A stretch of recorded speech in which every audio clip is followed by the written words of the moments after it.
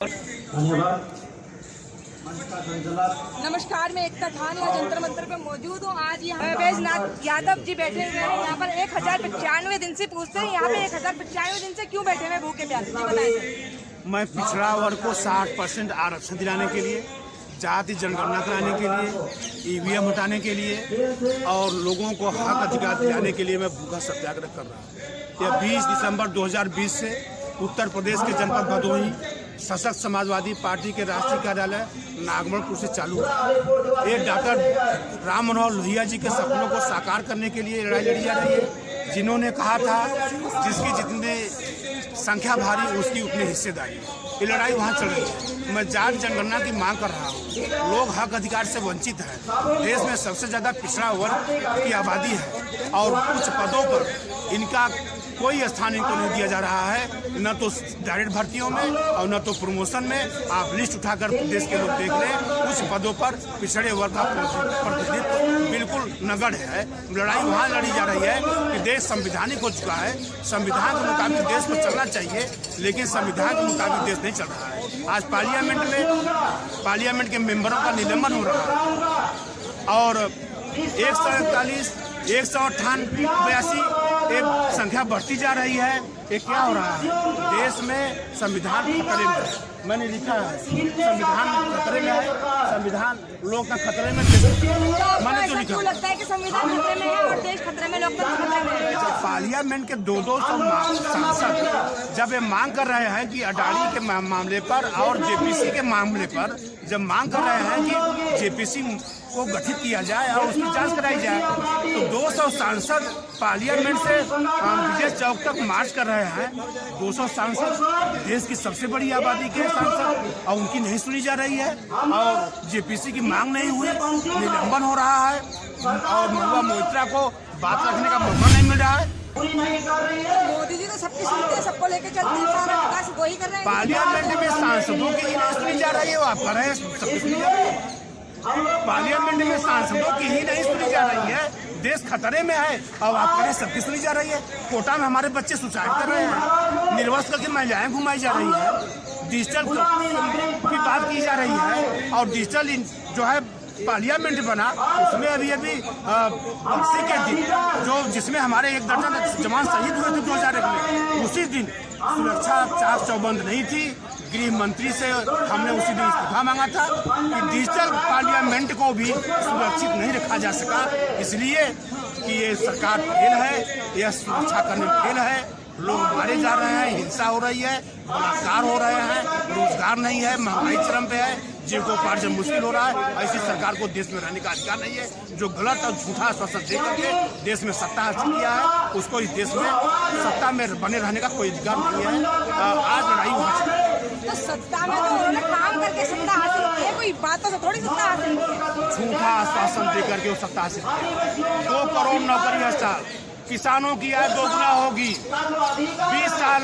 20 करोड़ नौकरी आज होनी चाहिए। 10 साल बीतने जा रहे हैं, 1 जनवरी को 10 साल हो जाएगा। भारतीय जनता पार्टी को सत्ता में आए हुए 2 करोड़ हर साल नौकरी। आप लोग प्रधानमंत्री से क्यों इस बात को नहीं पूछते कि तुम 2 करोड़ नौकरी कहे थे, तुमने क्यों नहीं दिया? तुमको पद पे रहने का कोई अधिकार नहीं कि आपने लोगों ने पूछा कभी? मोदी जी तो हर इंसान के दिल में रहते हैं। मैं जो पूछ रहा हूँ मुझे सिर्फ पूछता हूँ। मैंने कहा कि आप लोगों ने कभी पूछा कि आप 2 करोड़ नौकरी कहे थे, आपने दिया कितना? आप लोगों ने कभी पूछा?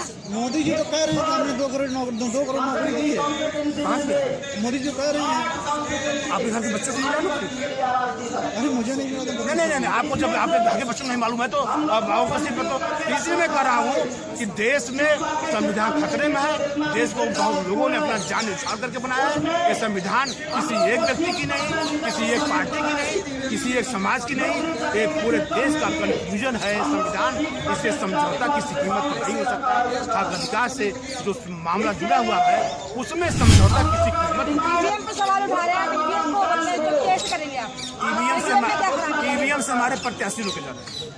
हमारा पर्चा हमने नामांकन किया था 2014 में लोकसभा क्षेत्र भदोही से, उत्तर प्रदेश के 78 नंबर से मेरा पर्चा 2014 में निरस्त कर दिया। मैं अनशन पर चला गया।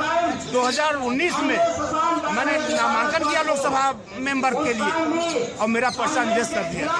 तो मेरी ये मांग है, किसी भी प्रत्याशी का पर्चा निरस्त क्यों हो रहा है? सरकार के पास सारे रिकॉर्ड हैं, सरकार ये पता करे कि अमुक व्यक्ति का पर्चा निरस्त नहीं होना चाहिए, सारे रिकॉर्ड उसके पास है। ये जानबूझ जो है व्यवस्था है, संविधान लागू है, एक एक व्यक्ति एक विचार है, उसको मौका नहीं मिलेगा तो संविधान अपना पूरा काम नहीं कर रहा है। मैं गुलाई संविधान के साथ ही चलते हैं मोदी जी, हर काम संविधान के साथ लेके चलते करते हैं। आपने देखा 182 सांसद अभी निलंबित हुए, तो ये संवैधानिक है। और बहुआ मोहित्रा को अपनी बात रखने का मौका नहीं मिला, वो संवैधानिक है। 200 सांसद जेपीसी की मांग कर, जेपीसी क्या है? क्या है जेपीसी? जो है केवल जेपीसी है ज्वाइंट पार्लियामेंट्री कमेटी, और सत्ता पक्ष विपक्ष के सांसद मिलकर के जो स्थिति है, जिस मांग को लेकर के जेपीसी होगा उस पर इंक्वायरी होगी और वो कमेटी गठित। ये पार्लियामेंट में क्यों नहीं हुआ? क्यों जेपीसी की मांग नहीं हुई? और हमारे सांसद आज असहज महसूस कर रहे हैं पार्लियामेंट के अंदर, उनकी नहीं सुनी जा रही है। ये मोनोपोली, ये एकाधिकार और ये जो है तानाशाही देश नहीं चलेगा। ये इंडिया 2024 में आ रही है और भारतीय जनता पार्टी को खड़ा होने का मौका नहीं मिलेगा। इनके प्रत्याशी जगह जगह से भगा दिए जाएंगे। आप बहुत नजदीक आने वाला है दिन, पार्लियामेंट में कुत्ते बिल्ली की तरह लड़ रहे हैं, तो ये है सांसद। ऐसा है, आप व्यवस्थित पार्लियामेंट में आपका शक्ति है कि जिस हिसाब से कर रही है उस हिसाब से लोग लड़ सकते हैं, क्योंकि अब व्यवस्थित पार्लियामेंट में सिस्टम हो सकता है जो आप कर रहे हैं। आप 24 की बात कर रहे हैं, अभी सेमीफाइनल में तो आप बुरी तरह से हार चुके हैं। ऐसा है, आप विधानसभा के चुनाव से लोकसभा चुनाव से आप तालमेल मत रखिए, ठीक है? ये लोकसभा का चुनाव है, देश का चुनाव है, देश का सबसे बड़ा चुनाव है। आप स्वयं आप ही लोग 2024 में नरेंद्र मोदी का भगाने काम आप लोग करेंगे, आपको लाने का काम नहीं करेंगे, क्योंकि सबसे पीड़ा अगर मीडिया को है तो भारतीय जनता पार्टी को है। वो दिल से है, दिल से है, दिल से। नरेंद्र मोदी 23 में भी आए और 24 में भी आएंगे, लोगों के दिल में बसे हुए नरेंद्र मोदी। ऐसा है, देश के लोगों को और असंवैधानिक से मारना हो तो आप जैसे और तमाम मीडिया के लोग लाने की बात करें, क्योंकि जब जब भारतीय जनता पार्टी ने एक्ट पारित किया है उसके एवज में लोग मारे गए। आप कोई भी बता दीजिए हमको, कोई कानून बता दीजिए। आप जब नोटबंदी हुई उसमें लोग मारे गए, लाइन खड़े करके मारे गए, उससे मिला गया हमारे देश को। उसके बाद 78 सीआरपीएफ के जवान दंतेवाड़ा में काट दिए गए, पुलवामा घटना घटा। जब तुमने कहा कि नोटबंदी होगी तो यहाँ पे जो है बिल्कुल आतंकवाद खत्म होगा, उसके बाद 78 पालिया हमारे सांसद जो है सीआरपीएफ जवान काट दिए गए, वो जिम्मेदार कौन है? तो मोदी जी जिम्मेदार है। मोदी जी सिर्फ जिम्मेदार इस नोटबंदी के लिए है? मोदी जी ने काटा उन्हें। मोदी ने सिर्फ नोटबंदी का जिम्मेदार है, सिर्फ रातों रात राजशाही थोड़ी है कि रातों रात तुम लोगों को जो है फरमान जारी करते रहो। जिस हिसाब से नोटबंदी के दिन, नोटबंदी के समय रोज नए नए फरमान आए, उसमें पार्लियामेंट एक्ट पारित नहीं किया।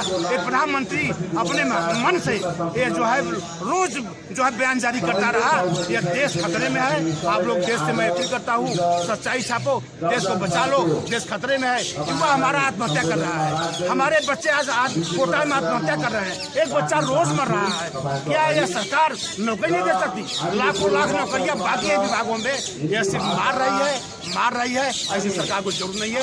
तो लोगों को अपराध भ्रष्टाचार खत्म किया है मोदी जी ने। हाँ, आप बिल्कुल सही कह रही है। 3 महीने में बाद जो निर्वाचन करके महिलाएं घुमाई गई थी, उसके बाद ही इसको संज्ञान दिया गया। ये आप बिल्कुल सही कर रहे हैं कि अपराध खत्म कर रहे हैं। जीरो टॉलरेंस की बात करने वाला हर जगह हिंसा करा रहा है, लोग मारे जा रहे हैं। और किसी भी काल में निर्वाचन करके महिलाएं नहीं घुमाई गई। अगर घुमाई गई तो भारतीय जनता पार्टी के शासनकाल में, डबल इंजन की सरकार में, प्रधानमंत्री नरेंद्र मोदी के प्रधानमंत्री काल में घुमाई गई। आप लोग इसको छापिए और पूरी दुनिया बता दीजिए ये प्रधानमंत्री निर्वाचन करके महिलाएं घुमाई। आप ये लड़ाई लड़ेंगे कैसे? आप तो अकेले हैं, आपके साथ कोई नहीं है। 65% के लोग हमारे देश में है। मैं 65% के लोग क्या है जगह है जंतर मंतर पे। मैं सबको बुला लूं, मैं सबको बुला लूं, क्या याद जगह है? मैं 65% की लड़ाई लड़ रहा हूँ। मैं संख्या देख के काम नहीं कर रहा हूँ। ये लड़ाई 3 साल से हो रही है। ये 2024 है। मैं देश की सबसे आबादी के लिए लड़ रहा हूँ। मैं भूखा सत्याग्रह कर रहा हूँ। लोगों से कह दिया हूँ, आप लोग अपना काम कीजिए, आगे का भविष्य सुधारिए अपने बच्चों का।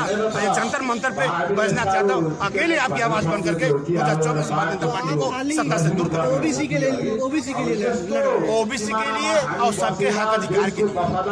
हक अधिकार से जुड़ा मैटर सिर्फ ओबीसी का नहीं है। खाली 65 करोड़ तो 65 करोड़ खाली ओबीसी ओबीसी का मैं कह कर रहा हूँ कि जो हक अधिकार से वंचित है।